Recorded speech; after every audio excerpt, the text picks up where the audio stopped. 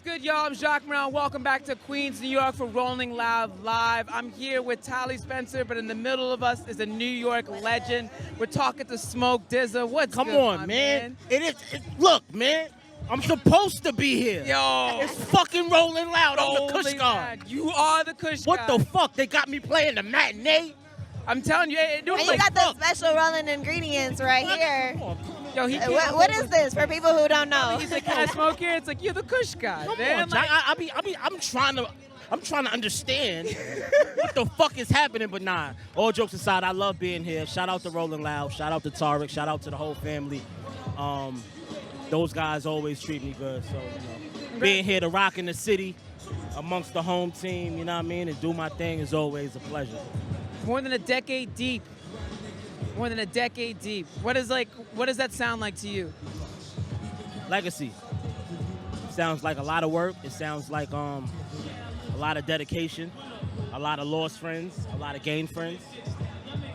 But more importantly, experience. You know what I mean? Like, I feel good.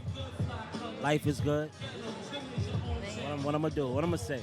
Yeah, what are you supposed to say? You had a dope set earlier. Thank you so How does much. it feel to be performing in your hometown?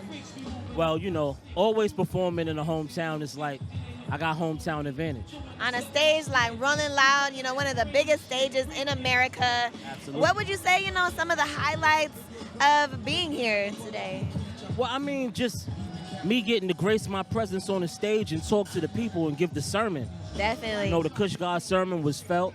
I love gaining new fans. I love getting on my social media and seeing people say, oh my God, I've never seen him live and now I'm a fan, So Rolling Loud gives me that experience because it's a smorgasbord of artists that's on the bill. Right. So, it's just not your fans, it's everybody's fans. So, Right, facts. you know, What do you do to prepare when you get on stage? Do you have like a ritual or anything like that?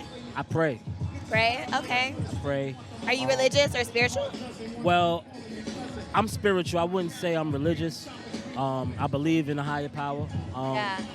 And it wouldn't be possible if it didn't exist. So, I pray, I smoke weed, and I'm reciting all my rhymes in my head. Yeah. I'm always amazed at myself how I memorize some of this shit.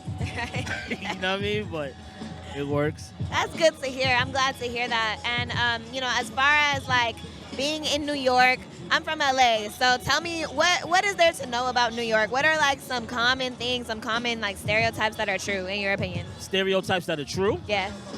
We love construction Timbs. You love what? We love construction Timbs. Construction? Construction Timberlands. Oh. Oh yeah. Because you said, I got to think of a New York meme. She asked about stereotypes in New York. That's true.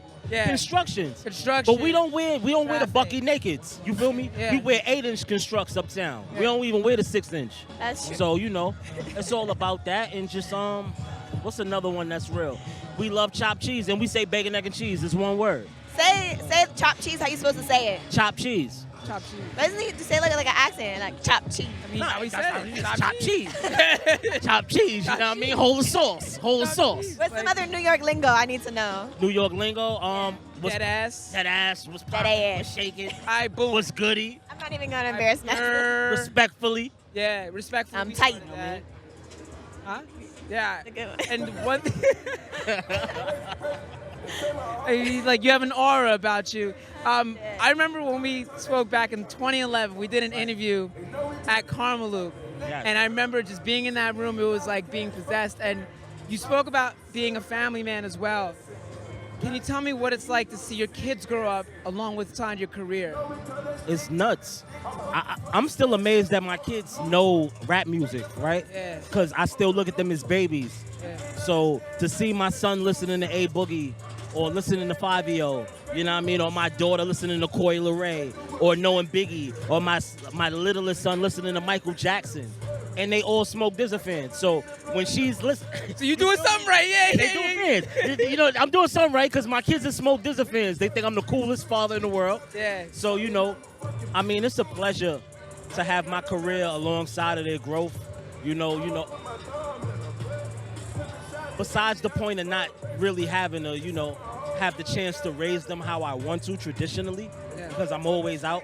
I mean, the pandemic kind of, you know, made it a little easier for us. So that but it made us grind harder, though. Exactly, and I'm sure it brought you all together because you're in the same place. I mean, You're shit, I touring started off- podcasting. Yeah. So it kept me close. Yeah. You know what I mean? So, You're able to bring something home. You still got to tell them to be quiet when you're recording, but you're able to. bro, when I was on Instagram Live, I had to tell the whole house to shut the fuck up. Like, like shut up. Like, I'm talking. Like, but Can yeah. you tell me, like, what are you most excited to get them for Christmas? What's the big thing they're trying to make sure? You said they sent you the Christmas list already. Yeah, I got my Christmas list for my So kids. what is the thing on it that you know you have to get? Well, my daughter like to get fly, so she take after her dad. Yeah. So I'm going to check off everything. Everything that she want, I'm checking off on my daughter list. My son loves Spider-Man. He want all of the rare Spider-Man, the Japanese joints and all that, and Green Goblin. He's a Marvel fan.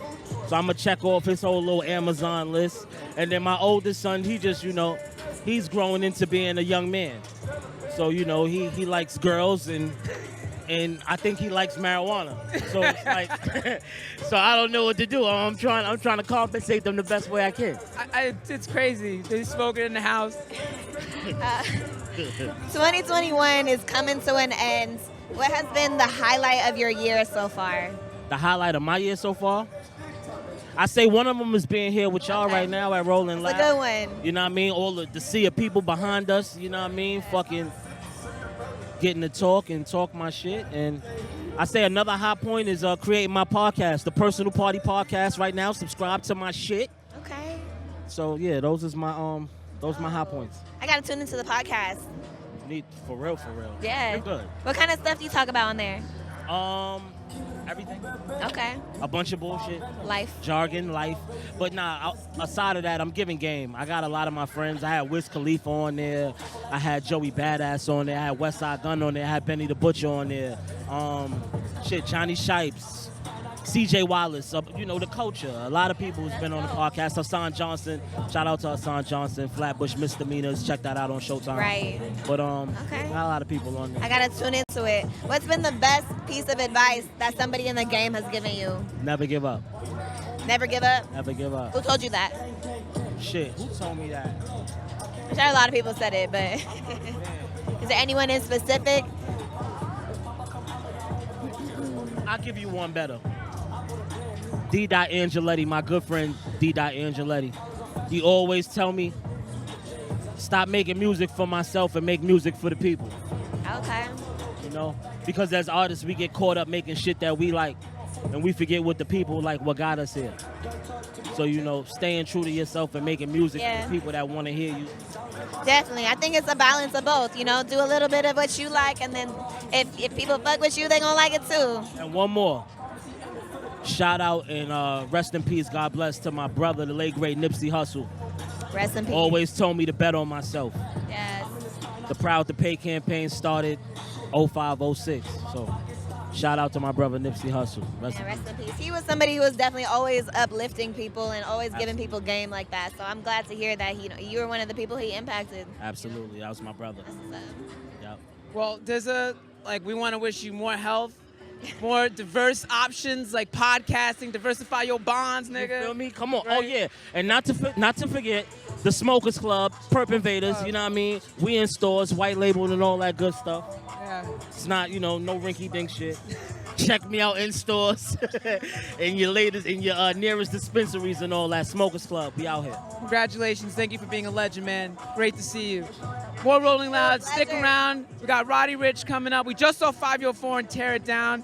We got Travis Scott. We got Chief Keef. And also make sure you check out that merch.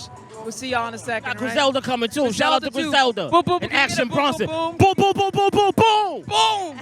Peace.